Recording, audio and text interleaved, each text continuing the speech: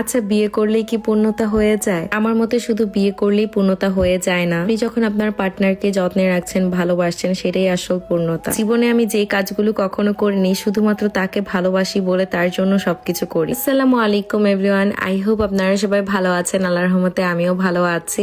দেখতে পাচ্ছেন যে আমি কার্পেট নিয়ে স্ট্রাগল করছি। আমার বাসায় ড্রয়িং রুমে যে কার্পেটটা ছিল সেটা এত পরিমাণে ময়লা হয়েছে, তো সেটাকে আজকে ক্লিন করব আমি। আগের দিন রাতের বেলা আমার ননসের বাসার পার্কিং এর সামনে রেখে গিয়েছিলাম। পরের দিন তখন আমি ঘুম থেকে উঠে এখানে চলে এসেছি এটা ক্লিন করার জন্য। আমরা ভাড়া বাসায় থাকি, আমার ননসের নিজস্ব বাড়ি আছে জাপানে। ভাড়া বাসার সামনে আসলে এইভাবে ক্লিন করা একদমই যাবে না। তো আমার ননসের বাসায় যেহেতু পার্কিং আছে অনেক বড়, সো এই পার্কিং এ আমি ভালো মতন কার্পেটটা ক্লিন করে ফেলবো। আপনাদেরকে বলে বোঝাতে পারবো না আমি কি একটা বোকামি করেছি এই ঠান্ডার মধ্যে এই কার্পেটটা ক্লিন করতে এসে।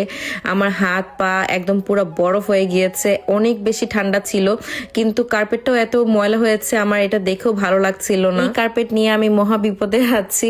আমি যখন কার্পেটটা কিনেছি তখন আমি ভালো মতন দেখে কিনিনি যে এটা হচ্ছে ওয়াশিং মেশিনে ক্লিন করা যাবে না, তাই আর কি করার, নিজে নিজেই ক্লিন করে ফেলেছি। 1 ঘন্টার মতন সময় লেগেছে এটাকে আমার ক্লিন করতে। কার্পেটটা থেকে এত পরিমাণে ময়লা বের হয়েছিল, আমি নিজে দেখে অবাক হয়ে যাই যে এত ময়লা কোথা থেকে আসলো। পানি দিয়ে ভিজানোর পর কার্পেটের আরো ওয়েট বেড়ে গিয়েছিল, এটাকে আমি আর কোনোভাবে নড়াতেই পারছিলাম না। আর এত পরিমাণে ঠান্ডা পানি দিয়ে আমি এটা ক্লিন করেছি, আমার হাতগুলোই একদম বরফ হয়ে যায়। যাই হোক, অনেক কষ্ট করে কার্পেটটাকে ক্লিন করে আমার ননসের বাসার এই রেলিং এ হচ্ছে আমি শুকাতে দিয়ে এসেছি। এরপর হেঁটে হেঁটে বাসে যাচ্ছিলাম, বাহিরে এত ঠান্ডা, জাস্ট দেখেন আমার গালগুলো পর্যন্ত লাল হয়ে গিয়েছে ঠান্ডায়। বাসার দিকে যাচ্ছিলাম, যেতে যেতে এই দোকানটার ভেতরে ঢুকেছি। এই দোকানে সবকিছু একদম ট্যাক্স ফ্রি, যে মূল্যটা তারা লিখে রেখেছে সেই মূল্যটা পে করে আসলে এগুলো কিনতে হবে, কোনো ট্যাক্স দিতে হবে না। ছোট্ট একটা দোকানের মতন এখানে পেঁয়াজ, ফ্রুট সবকিছুই পাওয়া যায়। এখান থেকে আমি পার্সিমন কেনার জন্যই ঢুকেছি। মেনলি এই দোকানের পার্সিমন অনেক অনেক মজা, আমি অনেকবার কিনে কিনে খেয়েছি। এই 3টা পার্সিমন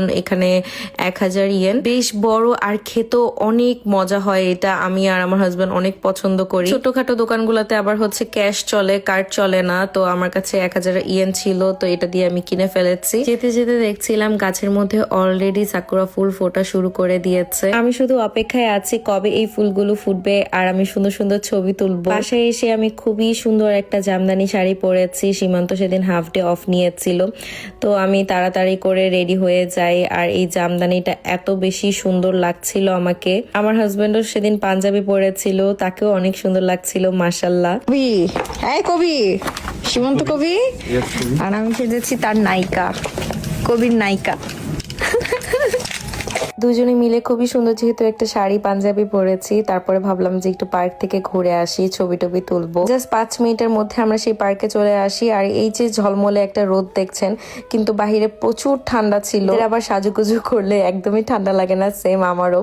যখনই আমি একটু শাড়ি টাড়ি পরি, সাজুগুজু করি, তখন আমার আর ঠান্ডাই লাগে না। আমার পরা এই ল্যাভেন্ডার জামদানিটা আমি ফয়সাল ঢাকাই জামদানি থেকে নিয়েছি। তাদের পেজে জামদানিগুলো এত বেশি সুন্দর আর এত অথেন্টিক, এক দেখাতে আমার এই শাড়িটা খুবই পছন্দ হয়ে যায়, এন্ড এটা আমি আমার জন্য নিয়ে ফেলি। যারা যারা আমার এই শাড়িটা নিতে চাচ্ছেন, আমার ভিডিওর ক্যাপশনে পেজটা আমি ট্যাগ করে দিব। আমি মনে করি যে বিয়ে করলেই পূর্ণতা হয় না, যে মানুষটা আপনাকে যত্নে রাখছে সবসময়, সেটাকে আসলে পূর্ণতা বলে। আমি এটাও মনে করি যে এফোর্ট শুধু একজনের না, দুইজনেরই দেওয়া দরকার। সবসময় আপনি তার জন্য করে যাচ্ছেন, সে আপনাকে কোনো এফোর্ট দিচ্ছে না, সে আপনার জন্য কোনো কিছু করছে না, এটাকে আসলে ভালোবাসা বলে না।